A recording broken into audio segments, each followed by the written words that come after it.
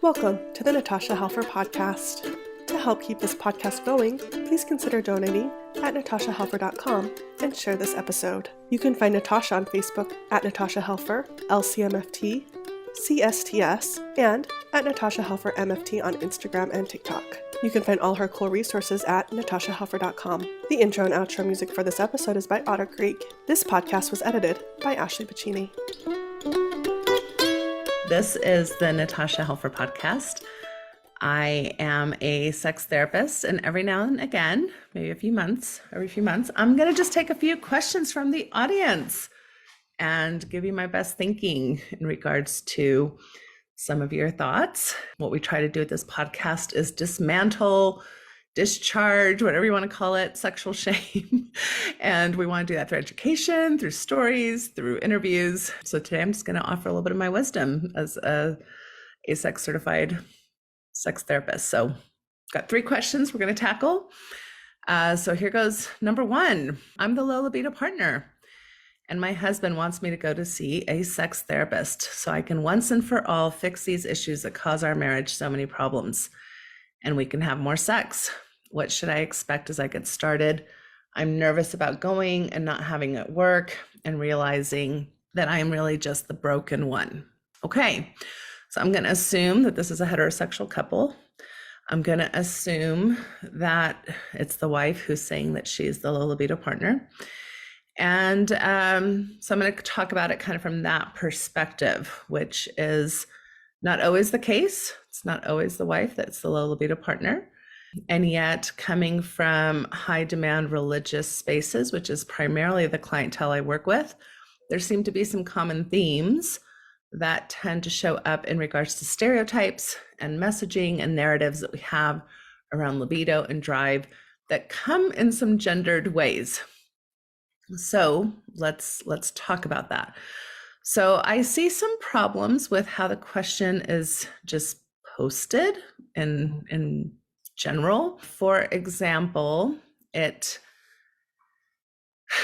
kind of posing one person in this marriage as the issue, right? So in this particular case, this couple has decided that the person with the issue is the low libido partner. That's not always the case.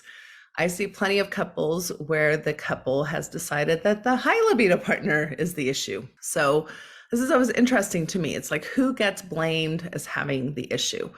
So it's, and typically in religious cultures and religious backgrounds, it's typically a husband who will come in and say, I've got a problem. I'm hypersexual. I'm the high libido partner, and I need to do something to curtail my high libido. I need to not be as high libido as I am. And oftentimes I see the wife coming in saying, I'm the low libido partner. I need to up my libido. And so either way, one of the partners is basically saying, I need to be able to have more sex or less sex than what my drive is currently showing up as. So right off the bat, I want to share that I think this is a couple's issue. This is not an individual issue. So this is not that one person is broken or that there's something necessarily wrong with one person's drive. Sexual drive is a complicated thing. There can be a lot of factors, which I'm going to go into here in a minute. But it may be that you are just both kind of different, that you might have just different drives. And it doesn't really serve a couple very well to just blame one person in particular for those differences. Now, there can be issues that arise in how that couple has dealt with those differences. Sometimes there's one person that's been very responsible for like the initiation of sex and kind of has taken a lot of the responsibility around bringing up sex, and so has kind of taken the brunt of the sexual responsibility in the relationship. And that can be tiring and disappointing and exhausting or fatiguing. And that can be a couple's issue to address. Sometimes there can be secrecy or dishonesty that's happening due to these differences, where one person is trying to hide things that they're doing to manage some of their libido issues. That's a couple's issue that we need to address. But this is primarily a couple's issue. So I just want to start off with that. So when I'm talking to somebody who's distressed about their libido, whether it's high or low, I also like to ask, well, where's this distress coming from? Are you distressed? Like, is this distressing you? And why? And oftentimes, if the distress is primarily coming because, well, my partner is distressed, in general, that's somewhat problematic because drive, sexual drive, is a function really of pleasure. And so I can pretty much guarantee that, unfortunately, wanting to increase your drive or your pleasure for the sake of another individual, no matter how much you love them or empathize with them or want a relationship with them, is not really getting off to a great start. It's not really where sexual drive is going to flourish, is going to be kind of in this pressure cooker where, ooh, I'm disappointing somebody. I really want to make somebody else happy. Ooh, I really want to show up in a way that somebody else wants me to show up in this way. And now in that anxiety and that, fear of disappointment, somehow my drive is going to just flourish and be wonderful. It's probably not going to work.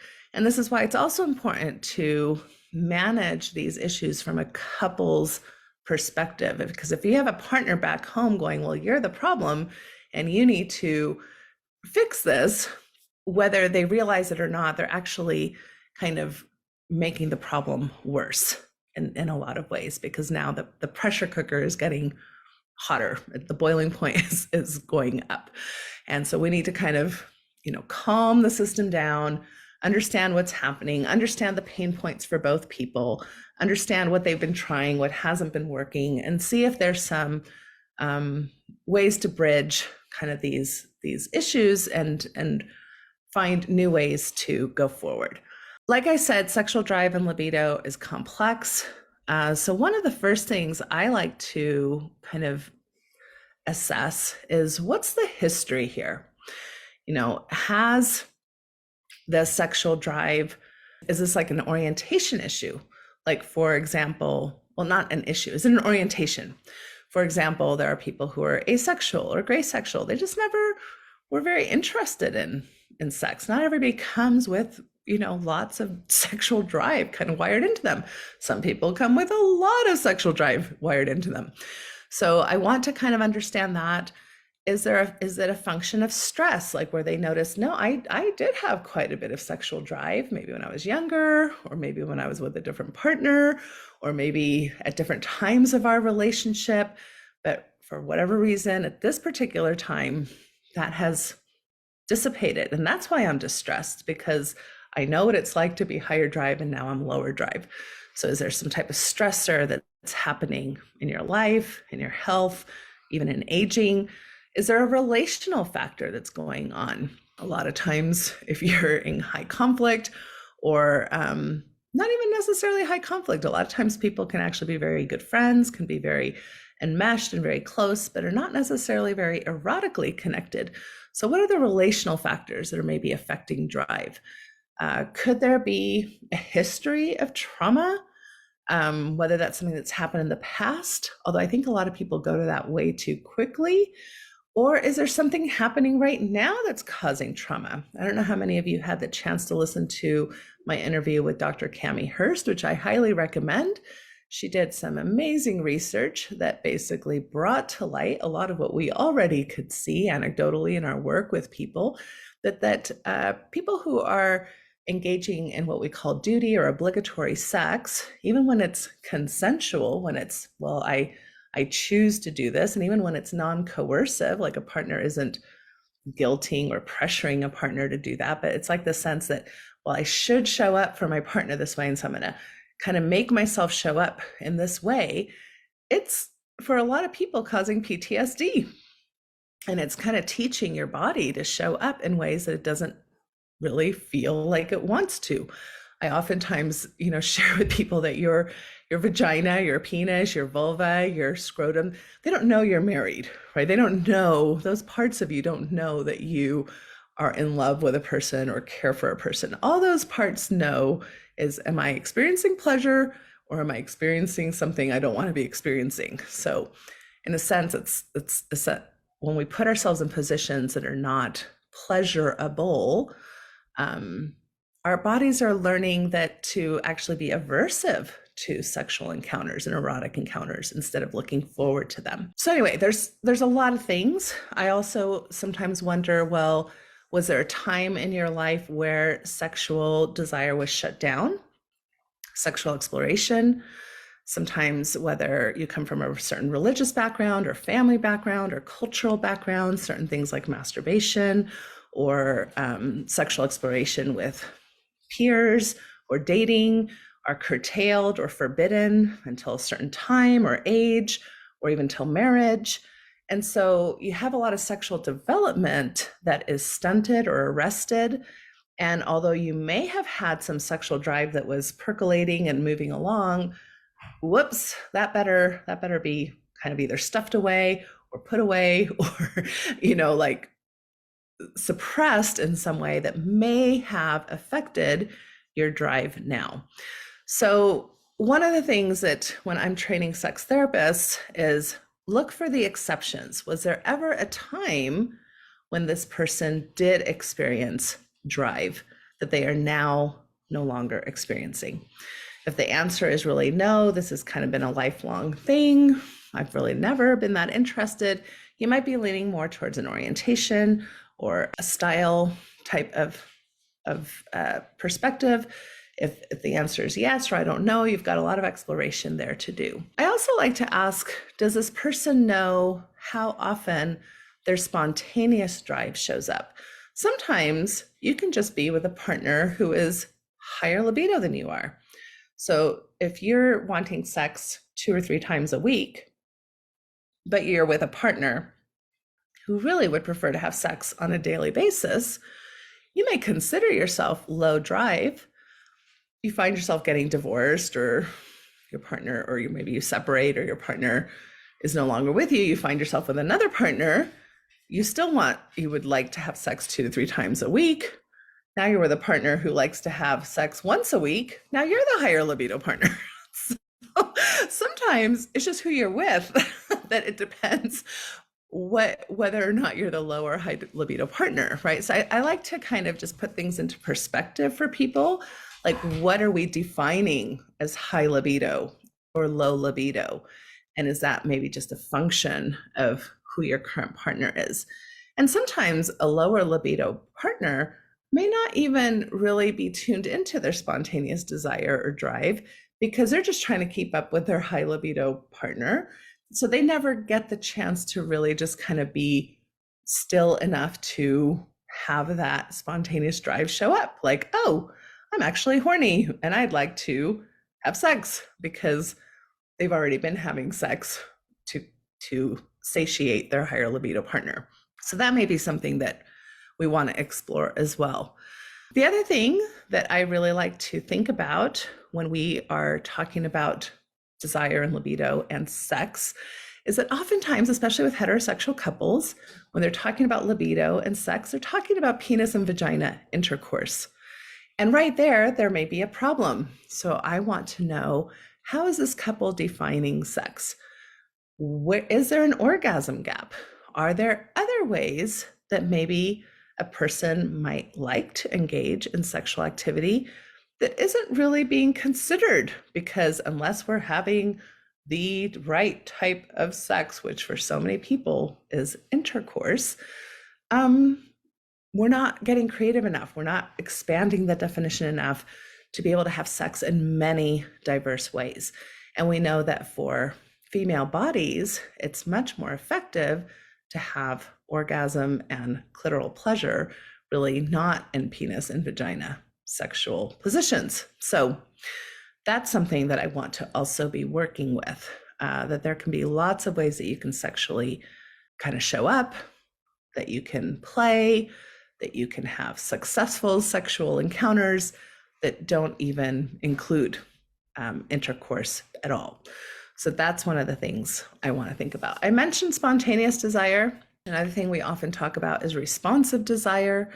And that's really kind of this idea that, well, even if I'm not necessarily horny in the moment, if somebody gives me a back rub or initiates or compliments me, or the mood is right, the context is right, the kids are in bed, the door is locked, whatever needs to happen for me to feel comfortable to engage in sexual activity, that desire may start developing as that foot rub is given, as that massage is given, as maybe I'm drawn a bath, as I get into the space where I would like to feel pleasure. So desire doesn't have to be spontaneous, it can be responsive.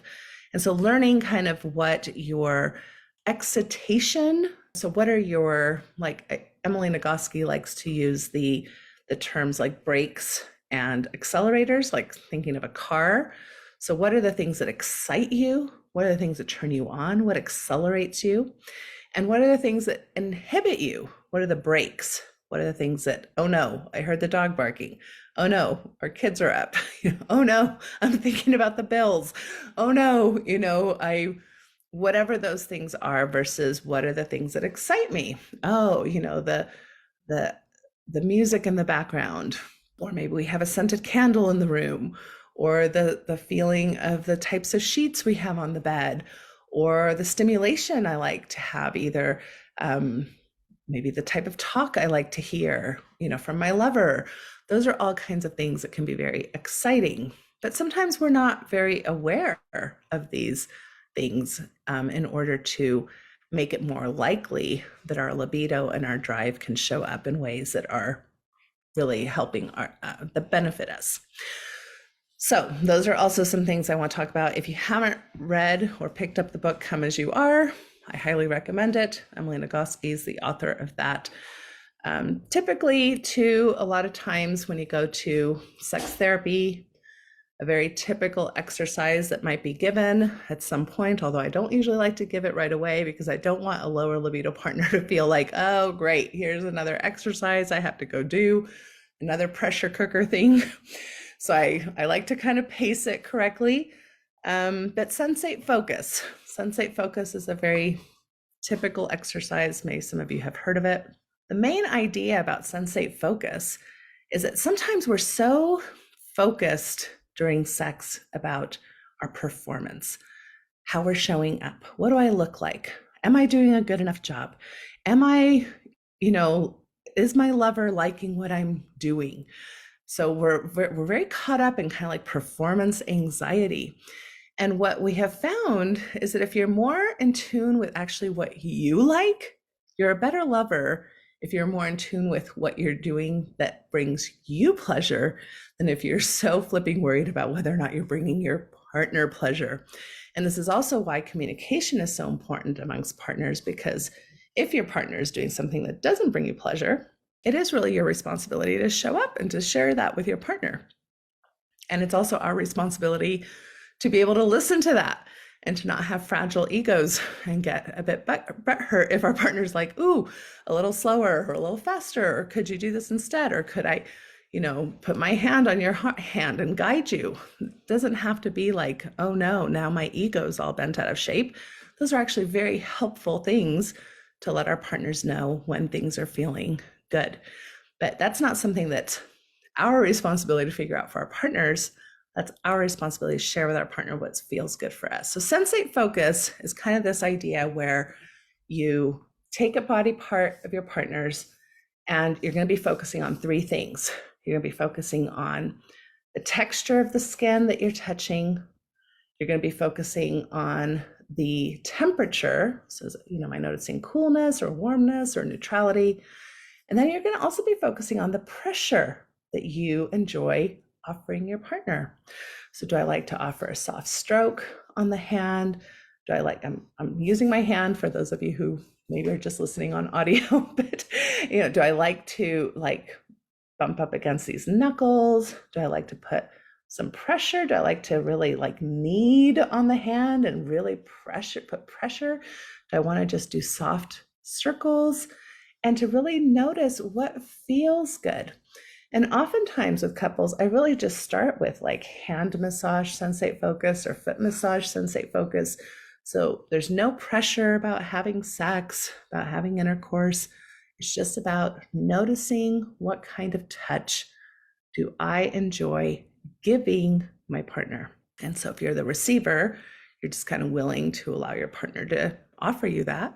You can notice what you enjoy receiving, but you really don't say much unless your partner is really doing too much pressure or doing something that is uncomfortable for you. Then you can say, "Ooh, yikes, a little lighter, please," or "That's ticklish," or whatever it is.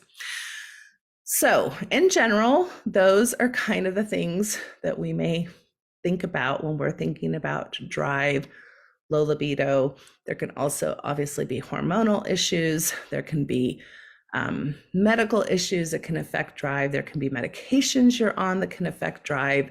There can be a variety of things. So a good sex therapist will do hopefully some good assessment, will ask good questions, and will help find, good kind of resources, good planning, good strategizing, but hopefully from a couple's perspective, because this is not about anybody being broken. This is all about just being different and finding out ways that we can still connect and think about our sexuality, especially in a monogamous relationship where hopefully both of us are taking responsibility for every aspect of intimacy in our lives, sexuality being one of them. For those of you who are interested, if you come from a high demand religion, I do offer 2 groups. One is called Reclaiming Female Sexuality, starts August 22nd. I also offer one for males. It's called Male Sexual Shame, and it starts August 24th. These are really kind of from these, again, gendered perspectives that I think in a lot of these religious cultures, people with vaginas and vulvas kind of got a lot of messages that depleted sexual drive or interfered with sexual drive or didn't allow for sexual drive to be celebrated. And instead, females got a lot of gatekeeper type of messages around sexuality. And a lot of people with penises got messages around being kind of shamed for sexual drive. It was normalized that they had sexual drive, but they were also shamed for it. And oftentimes were sent to maybe sex addiction treatments, or were told that they were perverse or animalistic, or there was something wrong with their sexual drive. So I really try to offer some groups in particular for people who grew up in those kinds of backgrounds. Okay, question number 2. I want my partner to be honest with me about their sexual behaviors, their ideas, their fantasies, and yet I find it very difficult to emotionally regulate when they actually tell me what they are thinking. Okay, yeah, I agree. This is actually a great comment. I think most of us think we want honesty, but I'm not sure that's really what we want. I think what we want is for our partner's honesty to fit into our comfort and compliance model. So we want our partner to be honest in a way, to be honest, but that their honesty fits into our comfort zone, which isn't really about honesty and intimacy. And the reason why this is so common is because I think most of us grew up in systems where the model for relationships was what I call ownership model. It was kind of this idea that, you're gonna grow up, you're gonna meet a partner, and you're gonna be monogamous, and you're gonna belong to each other, and this is gonna be your better half, and it's all very romantic. It sounds very beautiful and wonderful. They're gonna complete you, you're gonna complete them. And there's even, a lot of love songs and stuff that's like, you belong to me and I belong to you. And really it kind of sets up this expectation that you're going to meet my needs. If you love me, you're not going to make me uncomfortable. You would never want to make me uncomfortable. And this really starts, the rubber hits the road in some very uncomfortable ways where we get like road burn when sexuality shows up in ways that we were not prepared for and we did not expect, because we are so different. We are so different sexually. 2 people are going to have very different drives, fantasies, attractions, ideas, desires. And then on top of that, add a 70-year journey. If you are going to, let's say you match with somebody in your 20s and the idea is to stay with them until you die in your 90s or something like that. That's a long time to have somebody comply with your comfort level of sexuality. And this is where I see so many of the wounds. It's like, how dare you be attracted to somebody else? How dare you look at sexual media without me knowing? How dare you even touch your own body without me knowing? How dare you bring up ethical non-monogamy? How dare you have a fantasy that doesn't include me? How dare you, have an orientation I wasn't aware of? How dare you, how dare you, how dare you? Because if it rubs up against my discomfort, then it must mean all these things that we were really taught to have a relational model that if your partner isn't making you sexually comfortable, it must mean either one, they don't prioritize you, they're a narcissist, they don't care, they're prioritizing their needs over yours. And really, if you think about that from two sides of the coin, it's a lose-lose, because who's going to win that argument? Who doesn't care about who?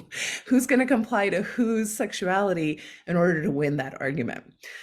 So a differentiated model, and a model where you really are going to want honesty, means you want intimacy. And intimacy is really being present and being seen. And that's warts and all. And that's everything. That's not just the parts that make me comfortable. That's all of your parts. And that is a lot scarier, because then now it's like, yeah, I'm probably not the only person you're attracted to. In fact, we know just from basic studies in human sexuality that most of us are not just attracted to one person. Now, that doesn't mean that we can't be very devoted to one person, or very committed and loyal to one person, or that we may be very, fidelitous to one person. Those things can still be very true, but we may have fantasies, or we may have attraction or notice other people and have sexual energy or erotic energy. And that's very normal, but that's not something that we were taught to know how to manage. We live in a very kind of monogamous, kind of, dare I say, even puritanical kind of world as far as how we were taught to have relationships. And we were actually taught to be very jealous and territorial, kind of mate guard, and to see each other as threats. If anybody else shows interest in our partners, or if our partners show interest in anybody else. So it can be very challenging to overcome an entire system of how we were taught to respond. So I think it's great that you're asking this question. I think it's great to actually want honesty. But if we want honesty, are we creating an environment where our partner can actually be honest with us?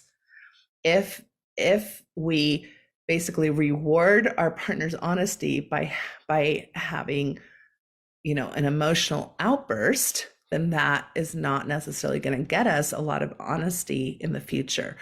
Now, at the same time, just as I say that, I do not expect anybody to be a robot or a golden retriever, right? Where everybody's like, oh, no matter what you tell me, I'm going to be super happy.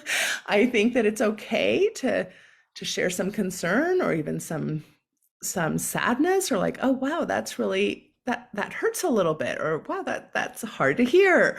It's okay to have those kinds of conversations where you can both hopefully stay present. I call this cyclical safety, where you can stay present as you cycle through your reactions together when you're having some conversations that are tender and that bring up some of these emotions, and hopefully attend to yourselves and to each other throughout that conversation.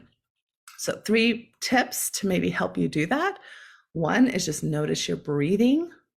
Take deep breaths. Lean back, take some deep breaths. If you have to stand up and walk around or go splash some water on your face, you just attend to your body. Let your partner know it's not that I'm leaving the conversation. I just need to Take a minute. Notice, number two, notice the stories you are telling yourself, right? So a lot of times, what are the stories we've been told? Oh, if your partner's attracted to somebody else, for example, that must mean you are not enough.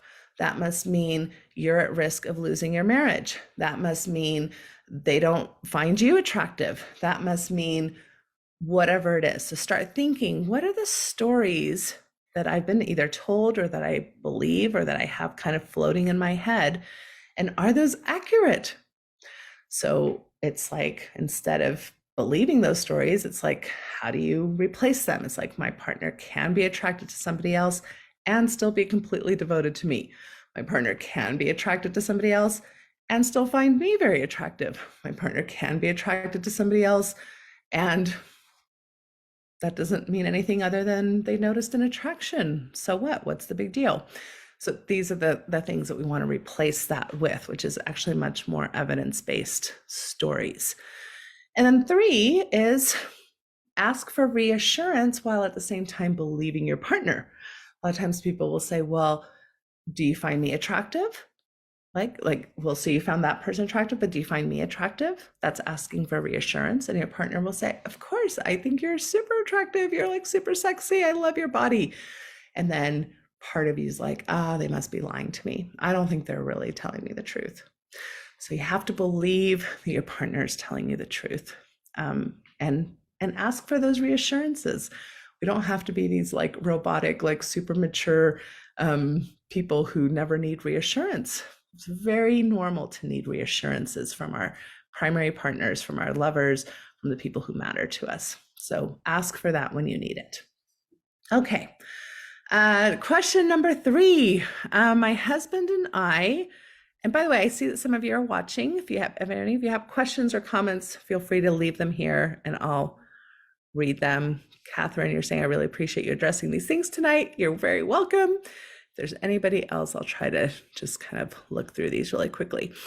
All right, so number 3 question is, my husband and I are considering ethical non-monogamy. He is more hesitant about the risks than I am, and I am raring to go. Both of us feel like we missed out on a lot of our sexual development since we come from a high demand religious background. And where do we go from here? Okay, so this is something that I'm seeing more and more in my practice. There's lots of people for a variety of reasons that are considering ethical non-monogamy. And ethical non-monogamy is a term that's very broad. It can mean a lot of things. It can mean, sometimes I like to use the word monogamish. It can mean like going to a strip club together. It can mean flirting with other people. It can mean swinging, where you actually do have sexual encounters with other people, maybe together as a couple, and you just kind of stay together as a couple. It can be swapping with other couples. It can be having your own personal experiences. It can include polyamory, which is more about kind of emotional connections with other people. There's a lot of different styles and types of ethical non-monogamy. So typically the population I tend to work with, and it seems like this couple is kind of in that category, are people who, again, are coming from high demand religions, have started off their primary relationship in a monogamous structure and have been in that structure for typically 10 to 20 years, right? Somewhere around there, even 30 years. And for whatever reasons, maybe they've left their religious practice, maybe they haven't necessarily left, but have nuanced their religious traditions and want to experience something that maybe they feel like they missed out on in their youth. Maybe they have certain things that are coming up in their relationship that they feel will be better addressed, that they understand, there's certain needs here that we can't meet for each other, but we don't want to get divorced. Like, there's lots of things that work really well in our relationship, but in these particular ways, we don't work as well together. So opening up our relationship might help us have some of those needs met while still being able to benefit from the stability and all the efforts that we've made in creating our family and our assets and our life together. Lots of reasons why. So And I find it very common that, just like with most things, couples aren't exactly on the same page, right? Like usually couples don't have exactly the same libido. Couples don't have exactly the same appetite in food, or don't exactly agree on parenting, or exactly agree on how to spend their finances.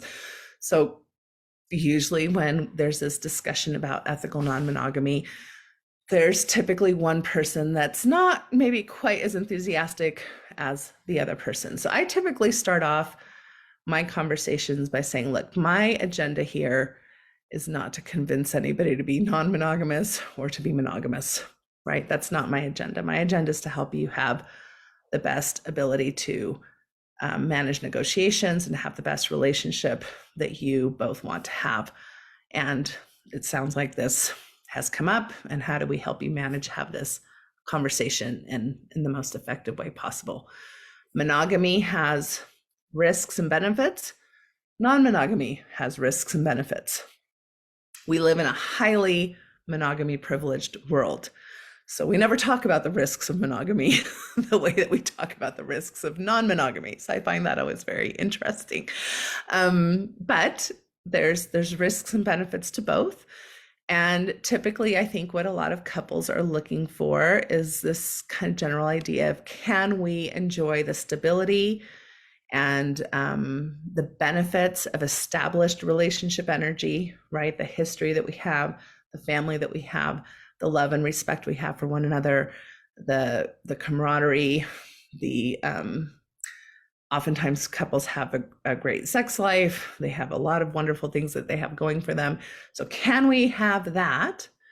And can we also have maybe some of the benefits of autonomy, of adventure, of journeying into new territory, of excitement, of maybe going back and revisiting some of our developmental journey and our sexuality?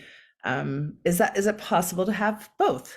And I've seen many couples navigate this in ways that the answer is yes, that is possible. So I'm just going to, say 3 small things as you consider starting this discussion.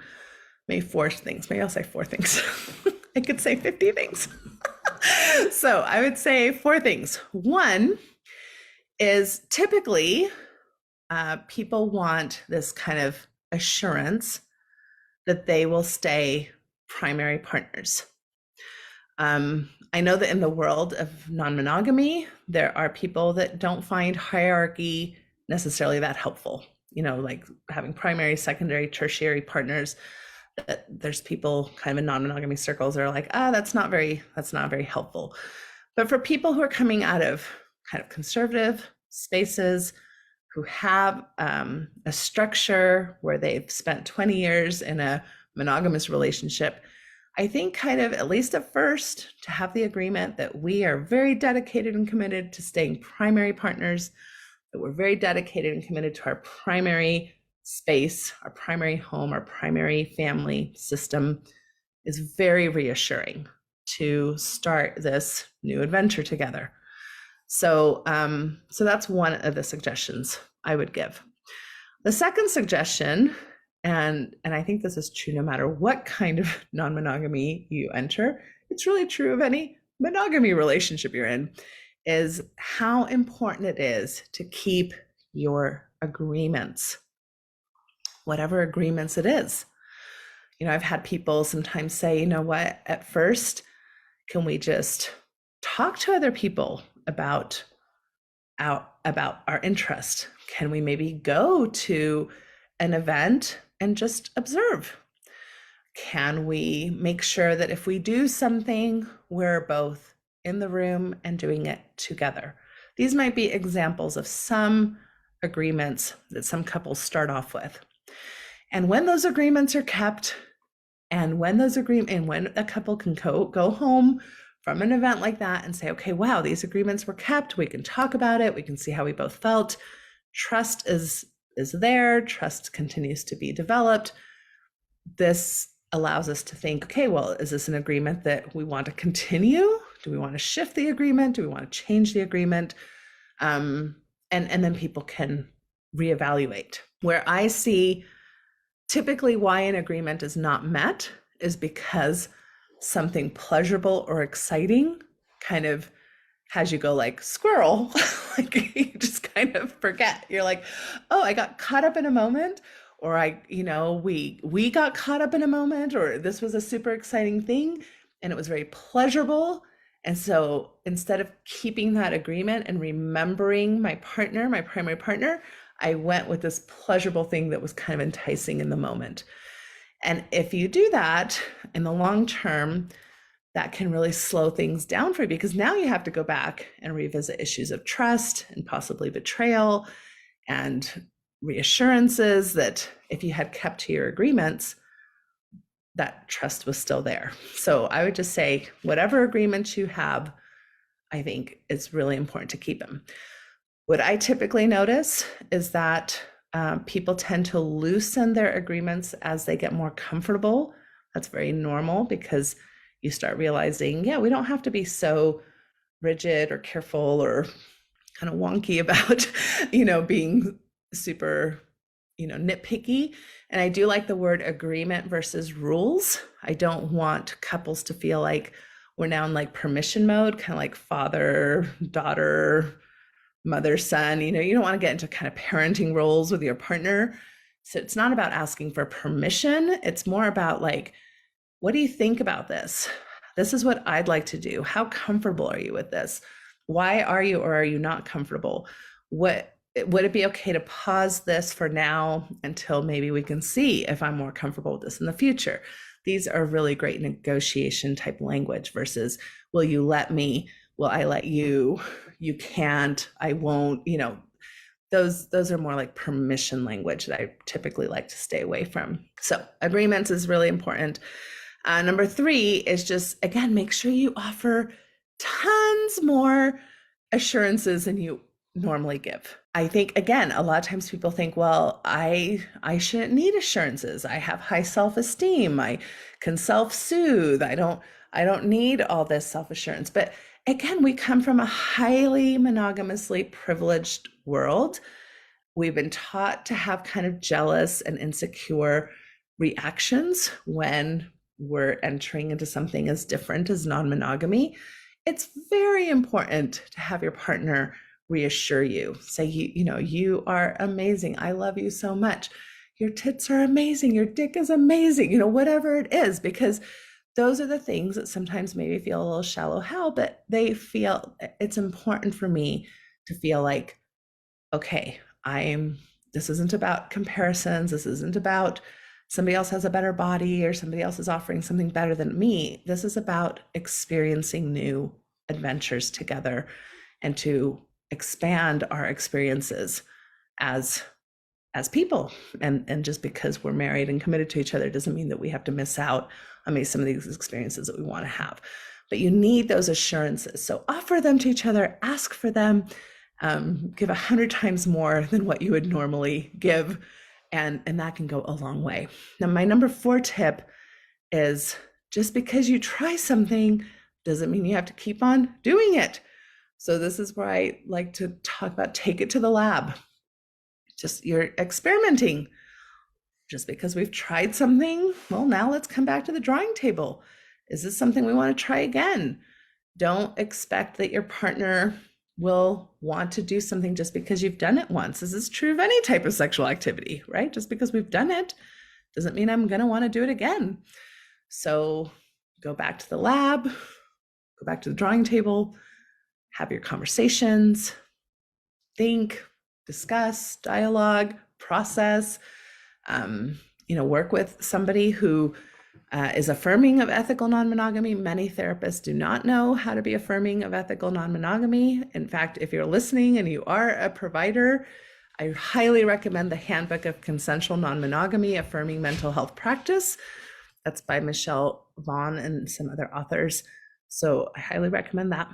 So that's some of my tips for entering non-monogamy, if that's something you're interested in. And I'm currently running my first support group for ethical non-monogamy couples. It filled up really fast, and it's so interesting to hear them talk, because the number one thing they're saying is that it's lonely, like they don't know a lot of other couples out there. There's a lot of stigma, unfortunately, and discrimination against ethical non-monogamy. So to have other couples to talk through and have some of these ideas and some of the structures and things that I'm offering is just very helpful for them. So that starts June 5th at 8 p.m. on Monday nights. All of my support groups, by the way, are educational. So they're not therapy, they're not official therapy groups. So that means anybody can join them, regardless of where you live. They're online. And I make space for about 10 to 12 couples at a time. So if you're wanting to join, there's just a few weeks left. If you want to grab one of those spots, feel free to do that. Okay, so we talked about, what did we talk about? Low libido, high libido, indirectly. Nobody's broken. We're all just different. Honesty.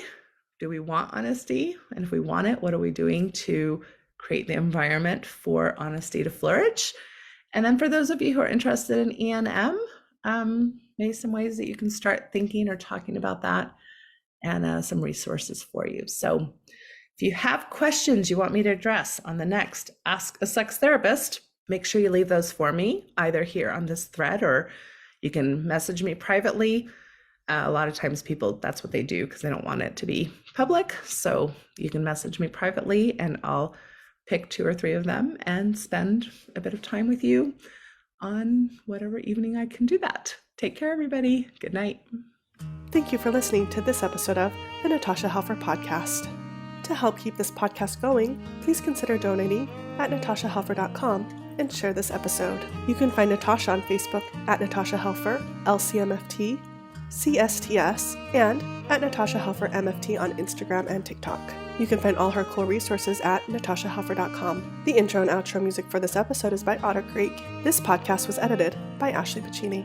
There is a place where time slows to nature's pace, and there is space there to find yourself in her embrace. Some places should be left alone. No tishki say the no, so we can always go to the homeland of the heart.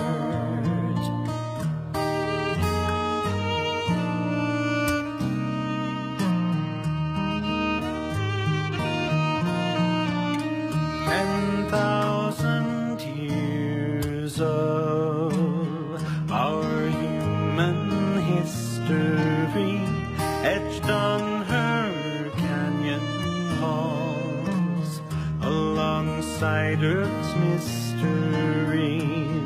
Some places should be left alone. No tishki shade no, so we can always go to the homeland of the heart, to the homeland of the heart.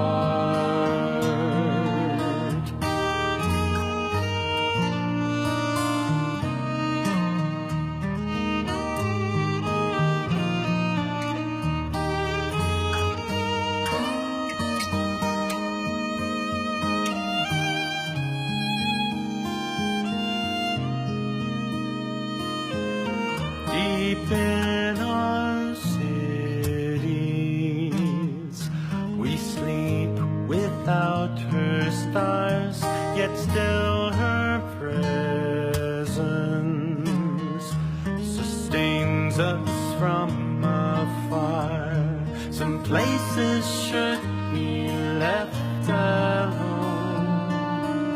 No tishki shade no, so we can always go to the homeland of the heart, to the home